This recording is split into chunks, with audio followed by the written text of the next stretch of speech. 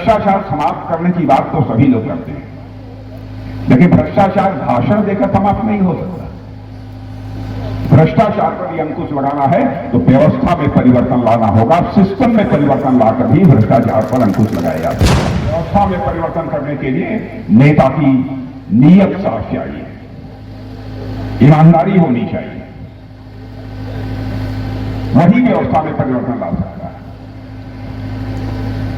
और सच पूछो तो हम लोग यह चाहते हैं मेरे बहनों भाइयों, हम इस हद तक व्यवस्था में परिवर्तन कर दें, इस हद तक कि भ्रष्टाचार की का नाम ही हिंदुस्तान की राजनीति से सदैव के लिए समाप्त हो जाए।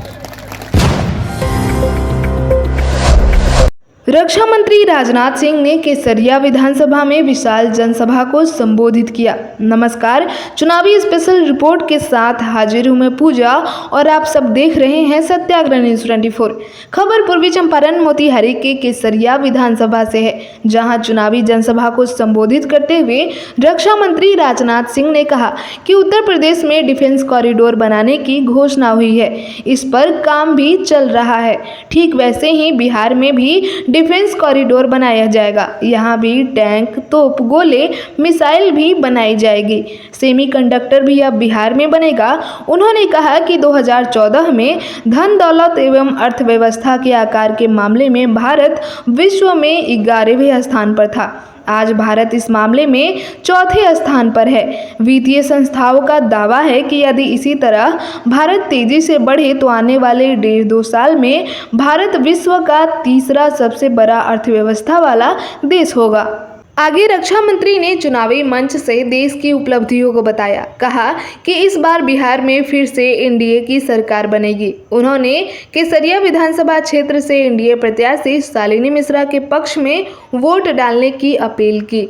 जनसभा में पूर्व विधान पार्षद सतीश कुमार, पूर्व मुख्य पार्षद रजनीश कुमार पाठक उर्फ रिंकू पाठक, जदयू महिला प्रकोष्ठ के जिलाध्यक्ष शोभा सिंह, जेडीयू नेता वासिल अहमद खान, अजीत कुमार सहनी, वसंत कुशवाहा, भाजपा नेता शंभू महतो, जदयू प्रखंड अध्यक्ष इसाक आजाद, सुगांती देवी, अमित सिंह, मुन्ना शाह, श्याम बाबू प्रसाद, अरुण पटेल सहित हजारों लोग मौजूद थे। अब आप कहां जाकर कह सकते हैं चलिए ना हमारे एनडीए के बिहार में, हमारे विकसित बिहार में हम लोग की सरकार भी ऐसे ही रही, यही बोलेंगे आप, चलिए ना हमारे एनडीए के बिहार में, विकसित बिहार में।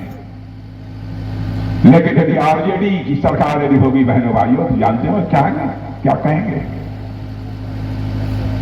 चलिए ना हमारा बिहार में, कट्टा मार देंगे कपार में।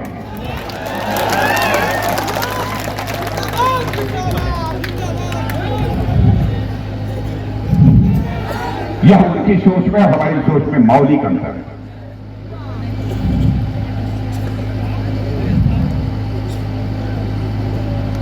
और हम लोग जो कहेंगे वो करेंगे। मैं बार बार कहता हूं, हमारा जो घोषणा पत्र है उसको सामान्य दस्तावेज मत मानिए, वो भीष्म प्रतिज्ञा है, वो भीष्म प्रतिज्ञा है। एक एक वादे को मेरे बहनों भाइयों हम लोग पूरा करेंगे। मुझे जानकर खुशी होगी, मैं देख रहा था, खुशी हुई कि स्वच्छ भारत मिशन के तहत बिहार में लगभग 1.5 करोड़ के आसपास शौचालय बनाए गए और बिहार में 2 नमो भारत, 12 अमृत भारत, 22 वंदे भारत ट्रेनें मिली हैं और कुल 98 रेलवे स्टेशन अपग्रेड हो रहे हैं। रेलवे स्टेशन की भी हालत बदल रही है, यह भी देखा होगा आप लोगों ने। और प्रति व्यक्ति आय 2004-05 में जो बिहार की थी वह लगभग 7,914 रुपये थी। आरजेडी के शासनकाल की बात बतला रहा हूं, लेकिन हम लोगों के शासनकाल में 8 गुना बढ़कर लगभग 67,000 हो गई है। 67,000। और उस समय कितनी थी? लगभग 8,000। इतना बड़ा मौलिक परिवर्तन आपको बिहार के अंदर देखने को मिलेगा मेरे बहनों भाई। इसलिए मैं आप लोगों से अपील करना चाहता हूं, आपका समर्थन मिलना चाहिए। कांग्रेस का जहां तक सवाल है, क्या कहें, डूबती हुई नाव। अब आप कहेंगे कैसे आपने कांग्रेस को डूबती हुई नाव कह दिया? क्योंकि आपने 2-3 दिन पहले एक फोटो देखा होगा, टेलीविजन के ऊपर देखा होगा वह दृश्य कि कांग्रेस के नेता राहुल जी तालाब में डुबकी लगा रहे हैं। देखा था कि नहीं देखा था?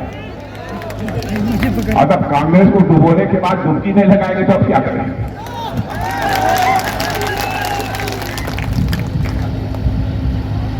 यह हालत हो रही है। बहनों भाइयों, आपका आशीर्वाद चाहिए और देश का रक्षा मंत्री होने के नाते मैं कहना चाहता हूं, भारत अब कमजोर भारत नहीं रहा है, भारत अब ताकतवर भारत बनता जा रहा है।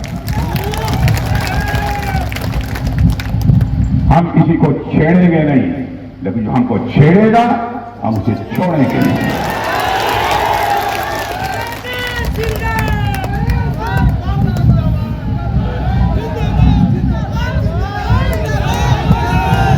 लेकिन मुझे तकलीफ होती है जब राहुल गांधी झूठ मनाता है तो बोल जाते हैं सेना के बारे में, कहते हैं आरक्षण होना चाहिए। भाइयों, सेना में सभी वर्गों के लोग हैं, कोई भेदभाव नहीं होता, किसी का अलग अलग धर्म नहीं।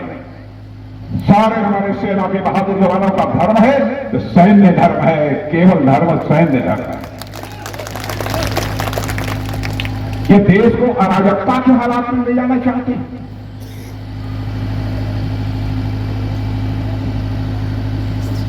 जातिगत जनगणना होनी चाहिए, मान लिया होनी चाहिए। तर्क यह देते हैं कि ताकि सभी जातियों को उनका जो हक है मिल जाए। अगर जातिगत जनगणना होगी, आपत्ति नहीं है हम लोगों को, लेकिन मैं पूछना चाहता हूं, आप करेंगे क्या? जानते हैं क्या जवाब देते हैं? कहते हैं कि हम जातिगत जनगणना इसलिए चाहते हैं हर जाति को उसका अपना हक मिल जाए, अनुसूचित वर्ग को अनुसूचित वर्ग का मिले, पिछड़े वर्ग को पिछड़े वर्ग का मिल जाए, आदिवासी को आदिवासी का मिल जाए। मैंने कहा वाह, कितनी श्रेष्ठ सोच है, आप कितने दयालु हैं। हे दयालु की बालू, सबको सबका हक मिल जाए, यह आपकी चिंता है। लेकिन जब संसद में नेता विरोधी दल का चुनाव होता है तब कोई दलित नहीं दिखाई देता है, कोई अनुसूचित वर्ग का नहीं दिखाई देता, कोई मुस्लिम वर्ग का सांसद नहीं दिखाई देता है। लेकिन पल की जब बात आएगी तो केवल गांधी परिवार होगा और कोई दूसरा नहीं होगा। मेरे बहनों भाई, वो इंसाफ की बात कर रहे हैं। खुद नेता विरोधी दल बन गए। बीजेपी को देखना, हमारा प्रधानमंत्री पिछड़े वर्ग से, इसके पहले हमारे माननीय राष्ट्रपति जो बने थे अनुसूचित वर्ग से, आज के हमारी माननीय राष्ट्रपति महोदय जो है आदिवासी वर्ग, मंत्रिमंडल में भी 60% से ज्यादा पिछड़े वर्ग को स्थान प्राप्त था। सोशल जस्टिस, सामाजिक न्याय इसे कहते हैं। ये लोग देश को गुमराह करना चाहते हैं। मैं अपने विरोधी दल के नेताओं को कहना चाहता हूं, जनता की आंखों में बहुत लंबे समय तक आपने धूल झोंका है, लेकिन राजनीति का धर्म है, राजनीति का तकाजा है कि राजनीति आंखों में धूल झोंक कर नहीं की जानी चाहिए, राजनीति आंखों में आंख डालकर की जानी चाहिए।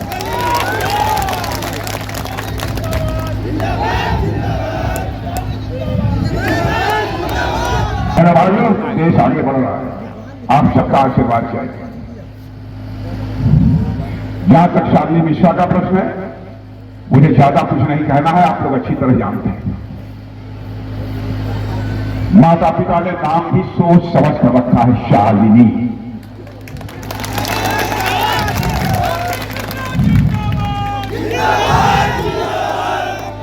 यदि विनम्रता है, शालीनता है, तो आपकी शालिनी में शील भी है।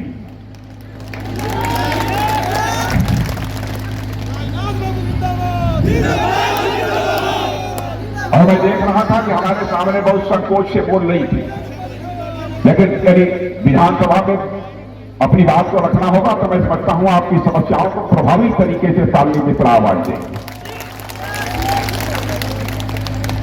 मैं पिछली बार भी आया था, इस बार भी आया। मैंने बात पिछली बार कितने सीटें थी? कितने से? 10,000। पिछली बार 10,000। इस बार कितना मान कर जाए? 50,000। 50,000 क्या कह रहे हो? 50,000? 4 गुना। अच्छा चलिए कि गिरजा और कह रहा है कि कितना 4 गुना ना? 40। अब ये कह रहे हैं चलिए 40,000 ही छोड़िए, 50 मत जाइएगा, 40 पे रुक जाइएगा। और मैंने भाइयों 40,000 से जिता देंगे। और इस शालिनी मिश्रा उसके बाद कभी भी, बहुत जल्दी नहीं है, कभी भी हमको यहां बुलाएंगे मैं फिर से आपके बीच आऊंगा और दोबारा आप सबके बीच में भी आऊंगा तो अपना स्वागत कराने के लिए नहीं आऊंगा, बल्कि एक बार शीश झुकाकर आप सभी के प्रति आभार व्यक्त करने के लिए यहां आऊंगा। आप सबको बहुत बहुत धन्यवाद, बहुत बहुत धन्यवाद।